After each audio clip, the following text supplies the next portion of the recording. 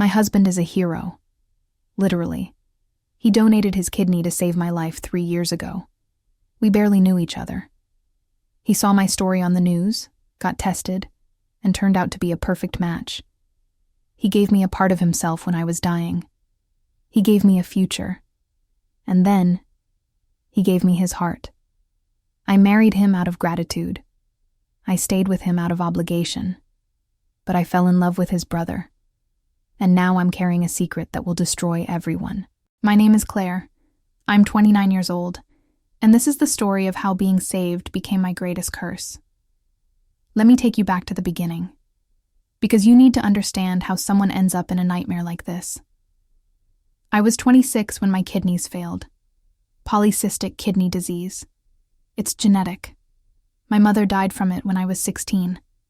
I watched her waste away, hooked up to dialysis machines, waiting for a transplant that never came. I swore I'd never end up like that. But genetics don't care about promises. By 25, I was on dialysis. By 26, I was on the transplant list. The waiting list in this country is brutal. Average wait time is 3 to 5 years. I didn't have 3 years. My doctors gave me maybe 18 months. Maybe. I did everything I could. Reached out to family. My father wasn't a match. My only sibling, my brother Tyler, wasn't a match either. Friends got tested. No luck. I was losing hope, losing weight, losing time. That's when my brother went public with my story. Posted it on social media. Local news picked it up. Young woman dying, needs kidney donor, please help. I hated the attention. Hated being the sick girl everyone pitied. But Tyler said we had to try everything. 2 weeks after the story aired, a man named Ethan Mitchell called the transplant center, said he saw my story, wanted to get tested, didn't know me, didn't want money, just wanted to help. I thought it was a joke or a scam. People don't just give organs to strangers. But Ethan was serious. He went through all the testing. Blood type match, tissue match, perfect match. Like we were related. The doctors said it was rare, almost miraculous. I met him before the surgery. He was 32, tall, worked in finance, had kind eyes. "Why are you doing this?" I asked him. "You don't even know me." "I lost my sister to cancer 5 years ago," he said. "I couldn't save her. But maybe I can save you. Maybe that means something." I cried. This stranger was giving me life when my own family couldn't. It felt like a miracle, like fate. The surgery was successful. His kidney worked perfectly in my body, like it had always belonged there. I spent weeks recovering. Ethan visited me in the hospital, brought flowers, talked to me, made me laugh when I was in pain. My brother Tyler loved him. "This guy saved your life, sis. He's amazing." During recovery, Ethan kept visiting. We'd talk for hours. About life, about loss, about second chances. He told me about his sister, how he wished he'd spent more time with her, how he wanted to live differently now.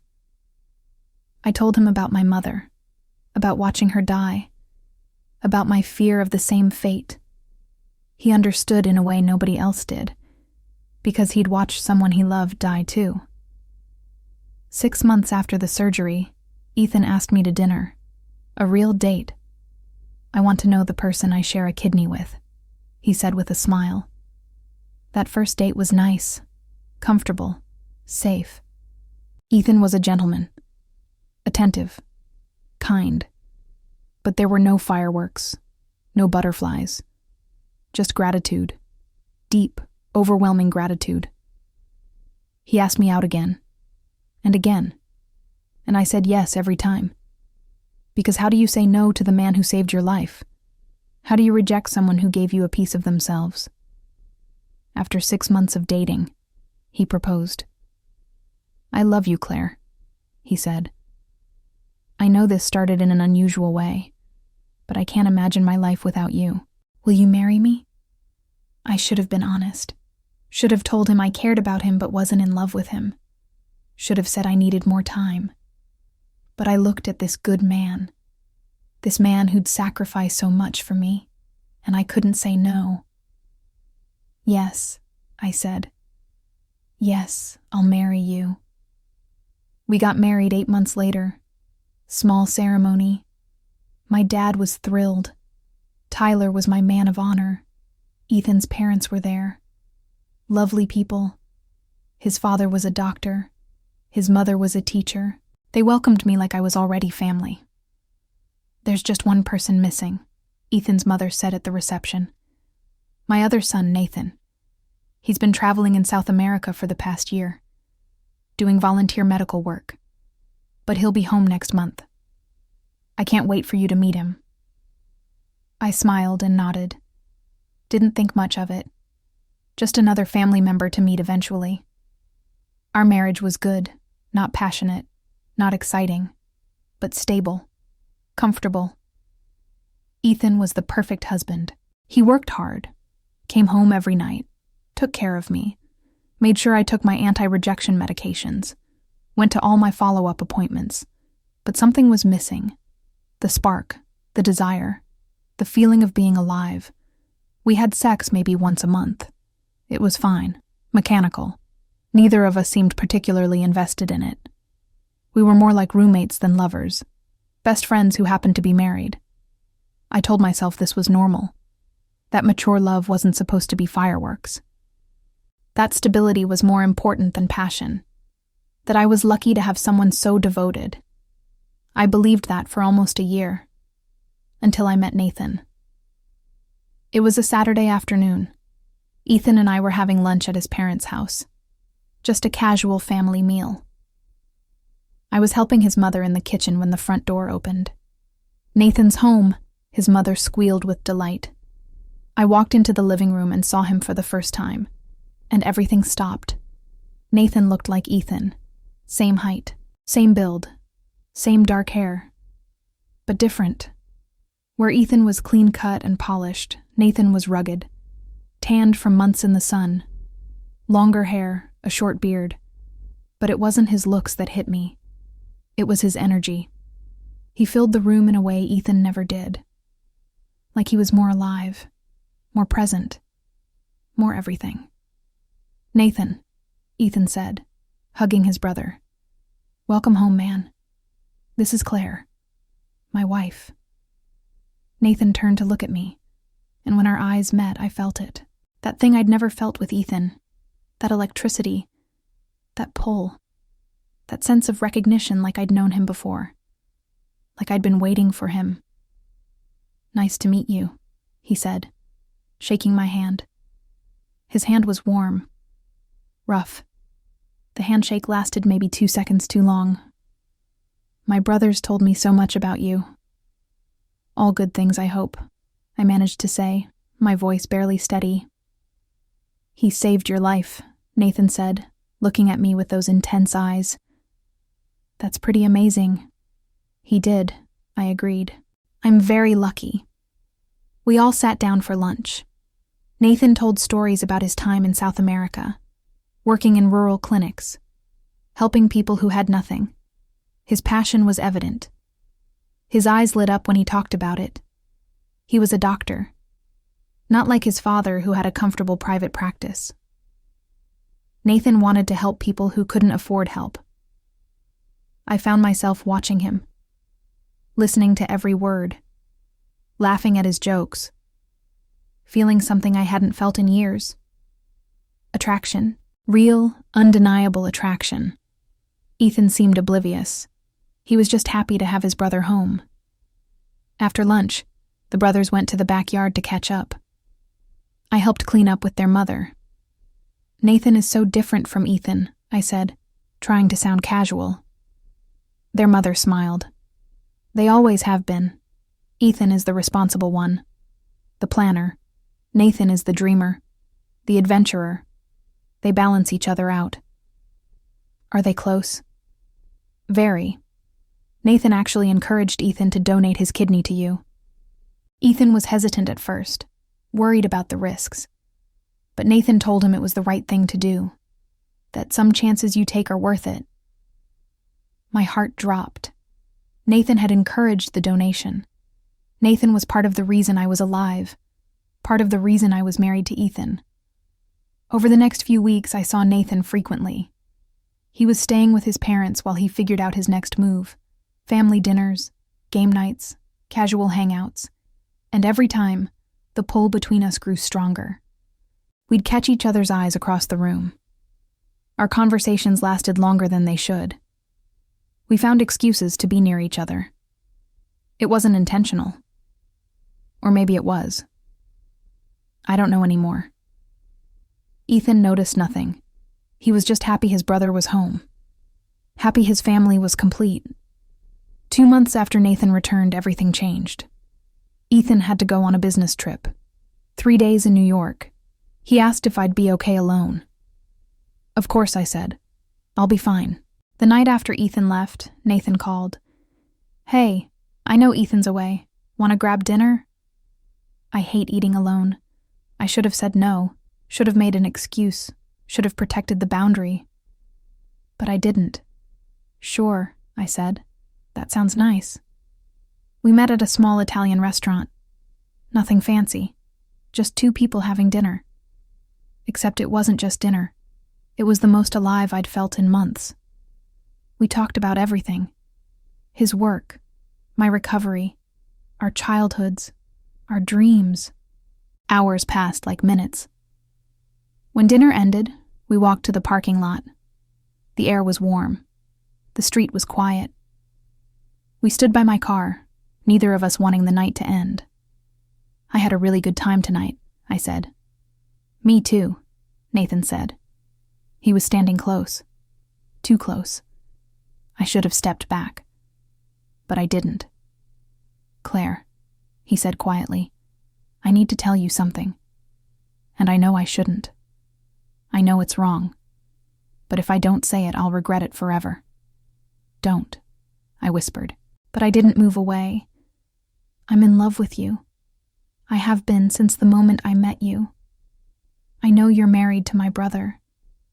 I know he saved your life. I know this is the most selfish thing I could ever say. But I can't pretend anymore. I can't keep acting like you're just my sister-in-law. You're not. You're everything. Nathan, we can't. I know we can't. But tell me you don't feel it too. Tell me I'm crazy and I'll walk away right now. I'll never mention it again. I should have told him he was crazy. Should have gotten in my car and driven away. Should have protected my marriage, my husband, everything. Instead, I said the truth. I feel it too. And then he kissed me. Or I kissed him. I don't know who moved first. But suddenly we were kissing in that parking lot, like our lives depended on it. Like we'd been waiting our whole lives for this moment. When we finally pulled apart, we were both breathless, both terrified, both exhilarated. What are we doing? I whispered. Something we shouldn't, he said. Something we can't take back. We stood there for a long moment, the weight of what we'd done settling over us. I'd just kissed my husband's brother, the man who'd convinced my husband to save my life. The betrayal was multi-layered and devastating. I have to go, I said. This can't happen again. I know, Nathan said, but his eyes said he didn't want me to leave. And God help me, I didn't want to leave either. I drove home in a daze, spent the night pacing, trying to convince myself it was just one kiss, one mistake. It didn't have to mean anything. Ethan never had to know. I could forget about it, move on, be a good wife. But when Ethan came home 3 days later, when he kissed me hello and asked about my week, all I could think about was Nathan. Nathan's lips, Nathan's hands, Nathan's words. I'm in love with you. I avoided Nathan after that, made excuses not to go to family dinners, told Ethan I was tired or not feeling well. He was concerned but didn't push. That was Ethan. Always considerate, always understanding, always the good guy. But Nathan didn't let me avoid him. He texted, called, showed up at places he knew I'd be. "We need to talk," he kept saying. Finally, 2 weeks after that kiss, I agreed to meet him. Coffee shop, public place, safe. "We can't do this," I said as soon as I sat down. "I'm married to your brother.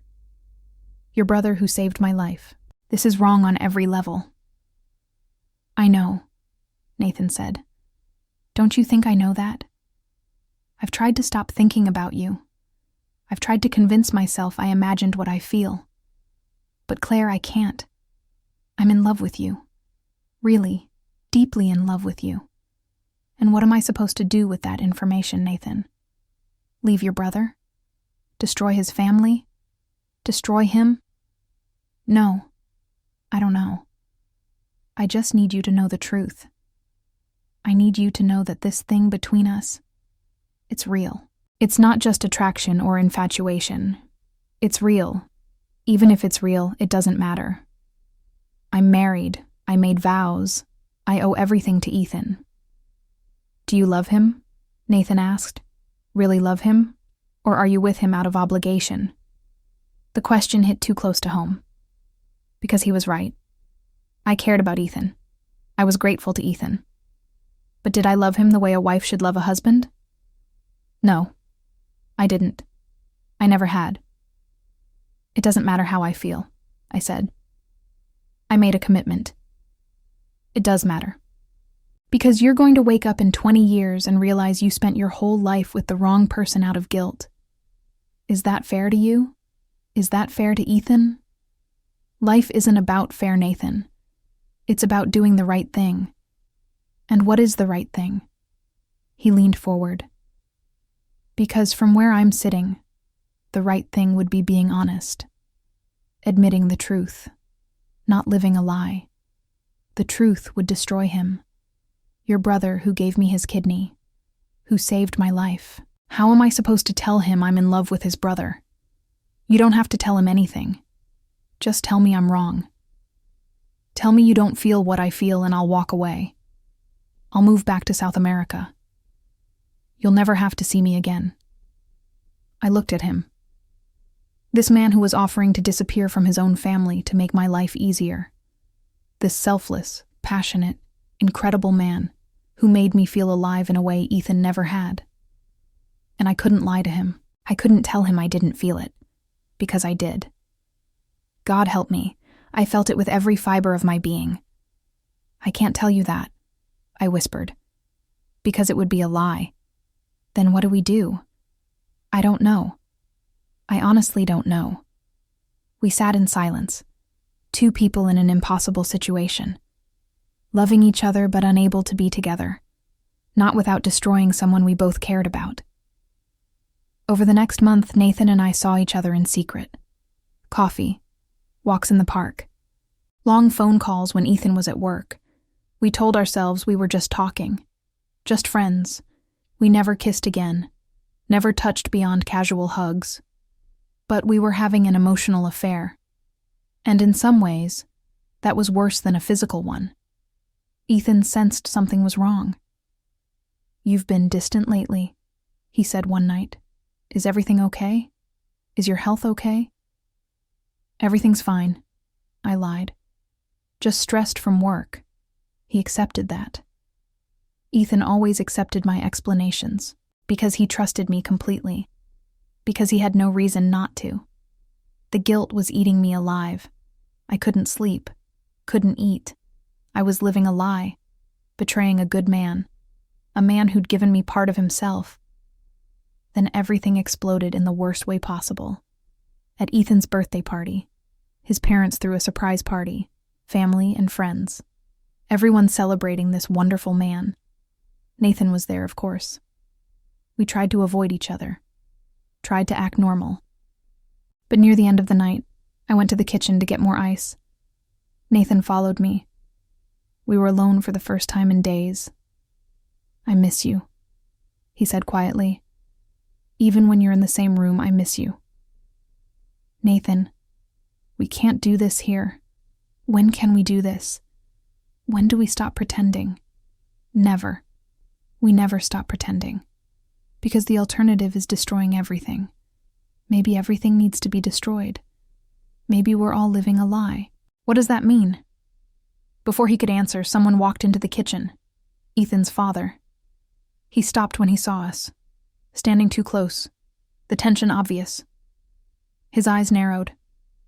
"Everything okay here?" he asked, looking between us.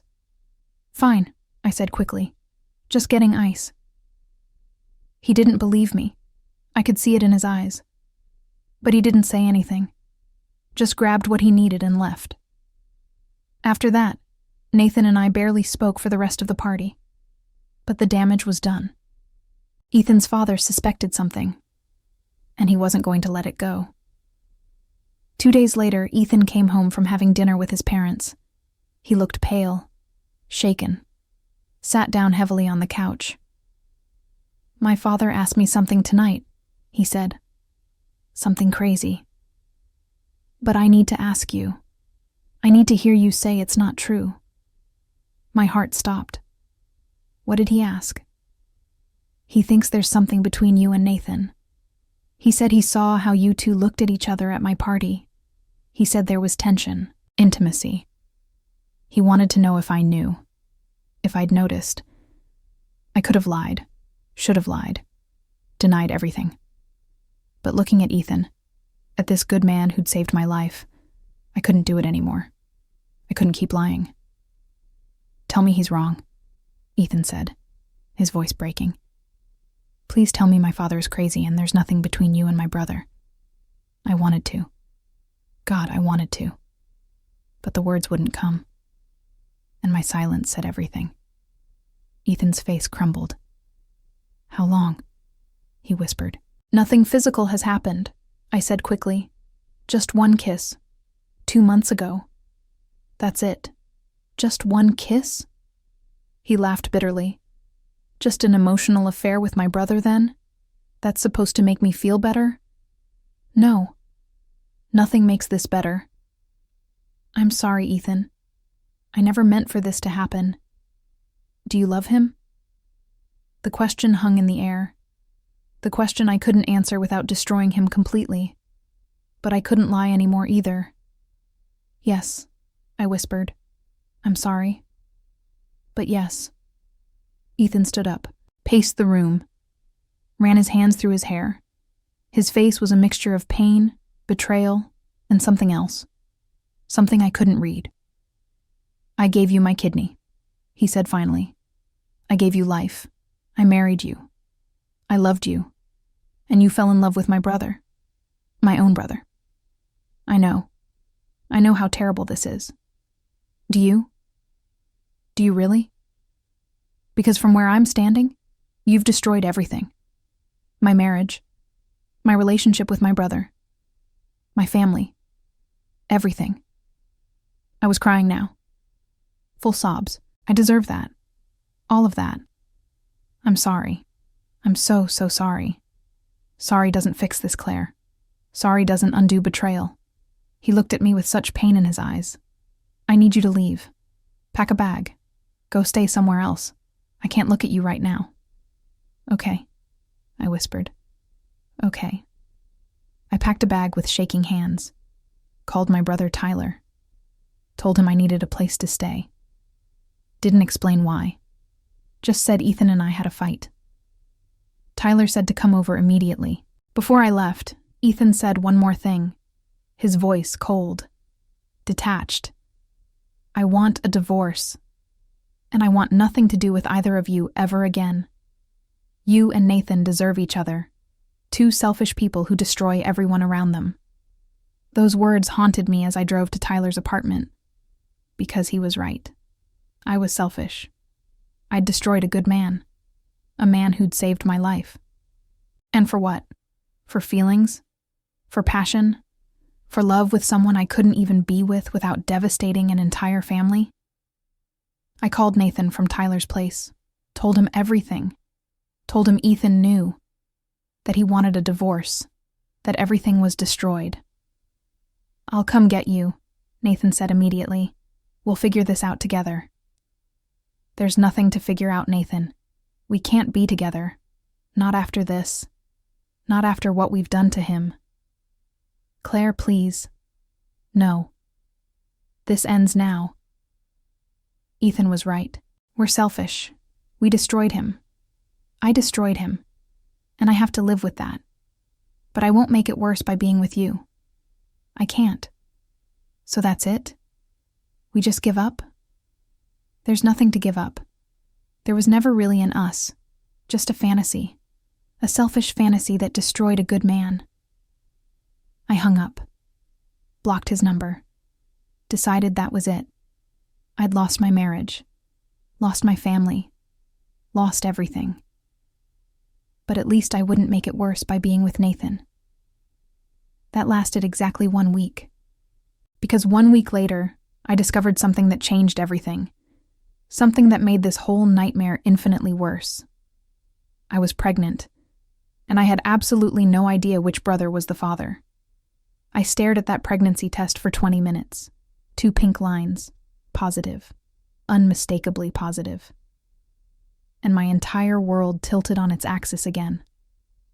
I tried to do the math in my head. When was my last period? When did Ethan and I last have sex? It was rare, but it had happened. Maybe 6 weeks ago? 7? The timeline was fuzzy because I'd been so distracted by Nathan, so consumed by the emotional affair that I'd barely paid attention to anything else. Wait, 6 weeks ago. That was right around the time Nathan kissed me in the parking lot. And didn't Ethan and I... Yes. We'd had sex the night before he left for his New York trip. Rare for us, but it had happened. He'd initiated. I'd felt so guilty about my feelings for Nathan that I'd gone along with it. Tried to be a good wife.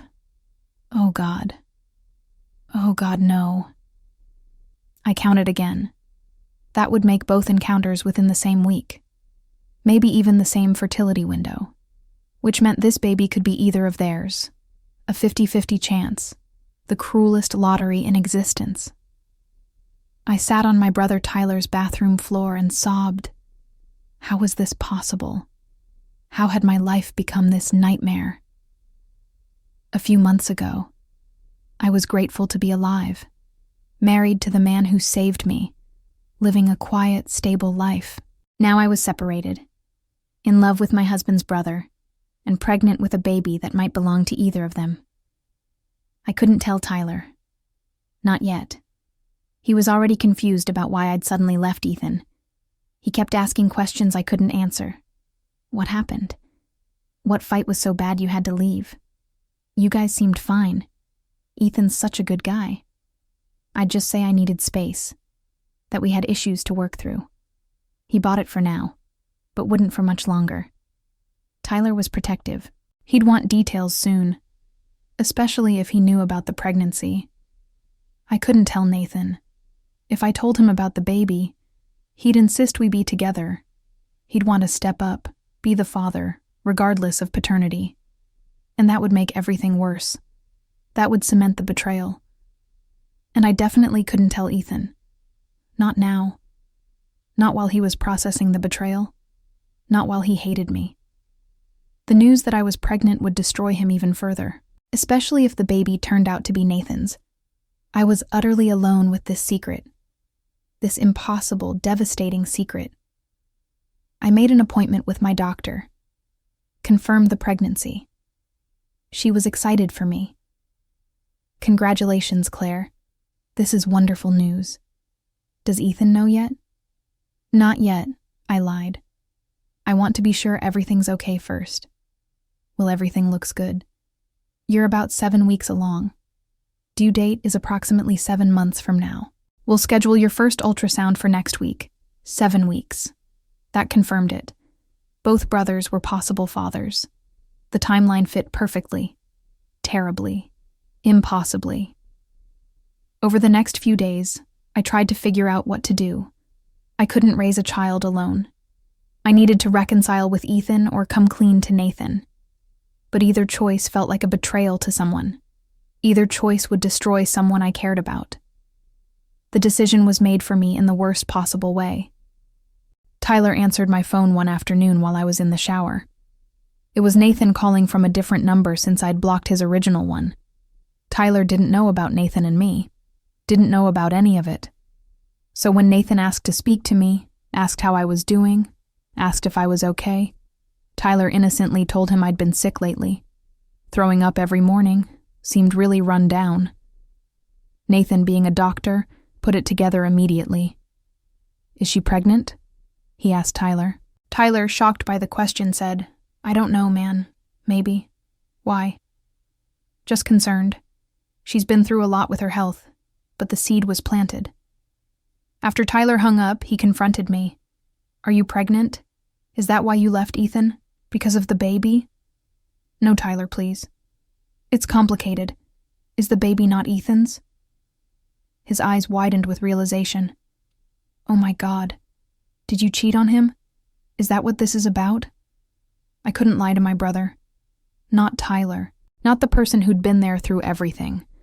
My kidney failure, my transplant, my recovery. He deserved the truth. "Yes," I whispered. "I cheated on him, emotionally. And now I'm pregnant, and I don't know whose baby it is." Tyler stared at me like I was a stranger. "You don't know whose baby it is? How is that possible? Who did you cheat with?" I took a shaky breath. His brother, Nathan. Tyler's face went white, then red, then white again.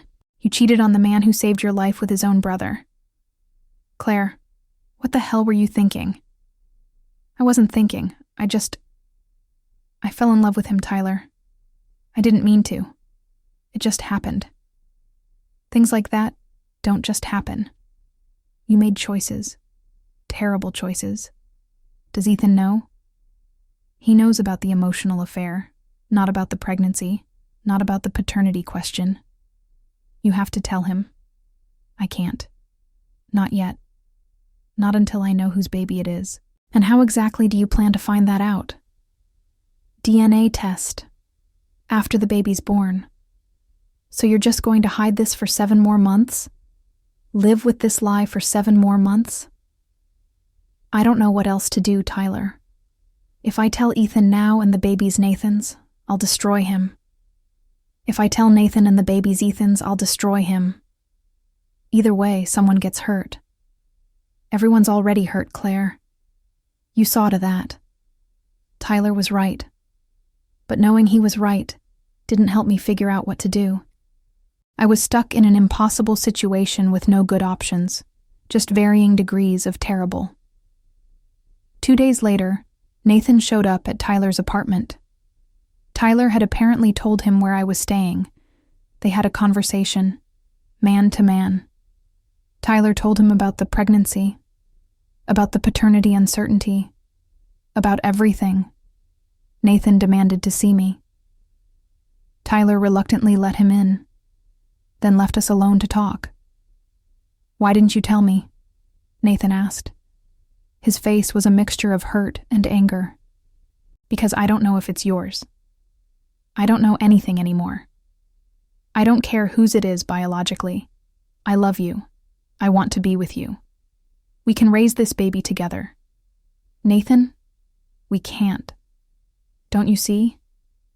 If this baby is Ethan's, being with you would be unbearable for him. His child being raised by his ex-wife and his brother. That's cruel beyond measure.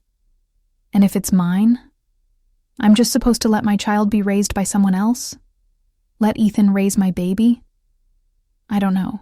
God, Nathan, I don't know what the right answer is. There is no right answer here, Claire. Just choices. And you need to make one." He took my hands. "Choose me. Choose us.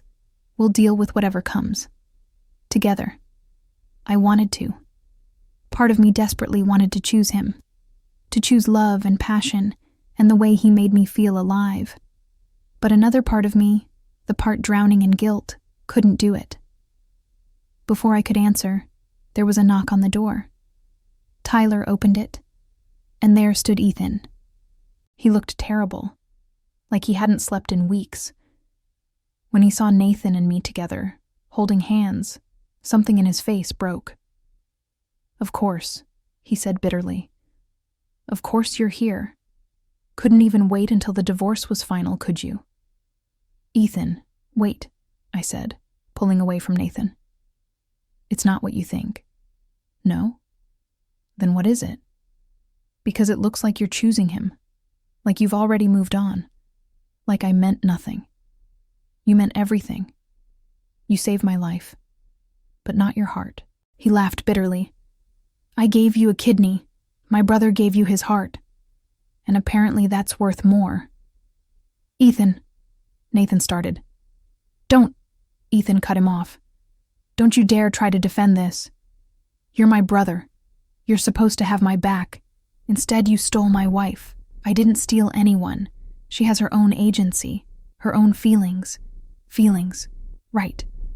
Feelings are more important than family, than loyalty, than everything I did for her. That's when I couldn't take it anymore. Both of them fighting over me like I was a prize. Like my feelings didn't matter. Like I hadn't been torn apart by this impossible situation. "Stop," I shouted. "Both of you just stop. You want to know the truth? Fine. Here's the truth. I'm pregnant. About 7 weeks pregnant.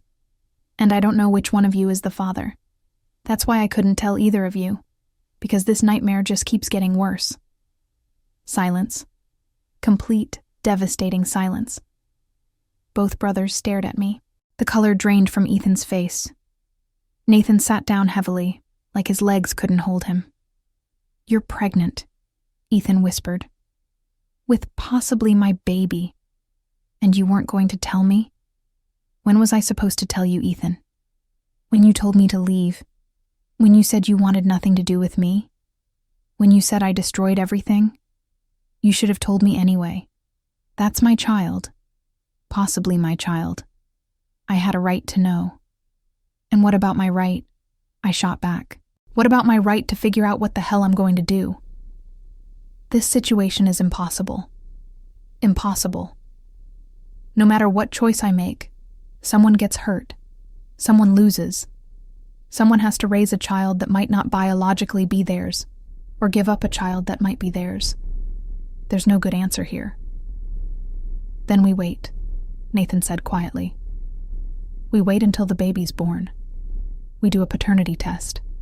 And then we deal with reality. Not possibilities. Not what-ifs. Reality." "And in the meantime?" Ethan asked. "What?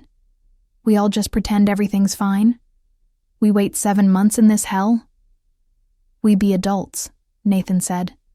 "We put the baby first. We make sure Claire has a healthy pregnancy, and we figure out the rest later." "I can't do this," Ethan said, backing toward the door. "I can't be around either of you right now. When the baby's born, contact me. We'll do the test. And then we'll deal with it. But I can't do this right now." He left, and I sank onto the couch, emotionally exhausted. This was my life now. Waiting. Uncertainty. Guilt. For 7 more months. The pregnancy was difficult. Not physically, but emotionally. Every kick reminded me of the impossible situation. Every ultrasound where the technician would say healthy baby made me wonder whose genetics were creating that health. Nathan tried to be involved, offered to come to appointments, to help, to be there. But I kept him at a distance. Because what if the baby was Ethan's? What if I was letting Nathan bond with a child he'd have to give up? Ethan stayed away completely. Didn't call. Didn't text. Didn't ask how I was. Tyler said he'd moved in with his parents. Was throwing himself into work. Trying to pretend none of this was happening. 7 months felt like 7 years. But finally the day came. Labor started at 2 a.m. I called Tyler. He rushed me to the hospital. I almost called Nathan. Almost called Ethan. But I didn't. I couldn't. Not until I knew. Labor lasted 14 hours. Painful, exhausting, terrifying. But at 4:37 p.m., I heard it. That first cry, the sound of new life. "It's a boy," the doctor said, placing him on my chest. "A beautiful, healthy boy." I looked at this tiny human, this perfect little person, and immediately fell in love. Completely, overwhelmingly in love. This was my son, regardless of paternity, regardless of everything. This was my baby. Tyler was in the room. He looked at the baby, then at me. "He looks like both of them," he said quietly, which doesn't help. He was right. The baby had dark hair like both brothers, the same skin tone, the same basic features, no obvious tells. "We need to do the test," I said, "as soon as possible. I can't live in this uncertainty." The hospital did a paternity test, required DNA from both potential fathers.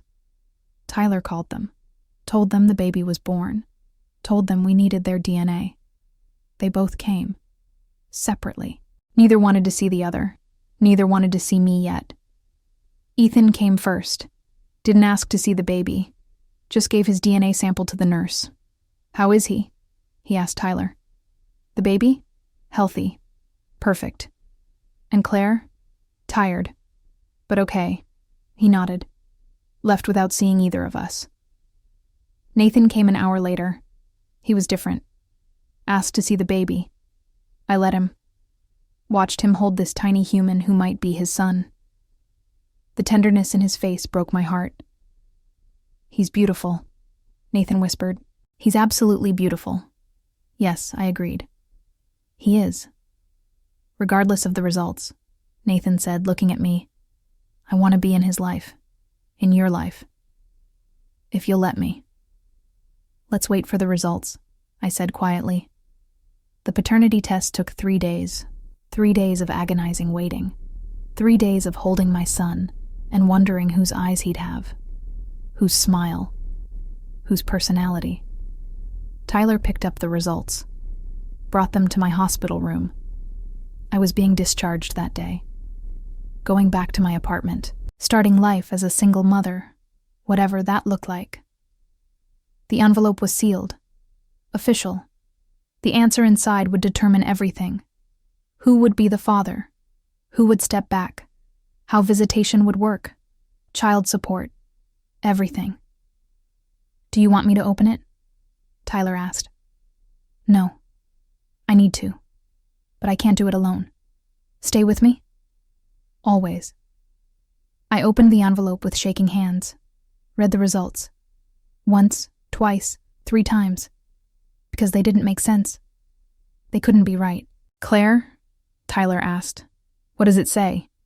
Who's the father?" I looked up at him, tears streaming down my face. "Neither of them." "What?"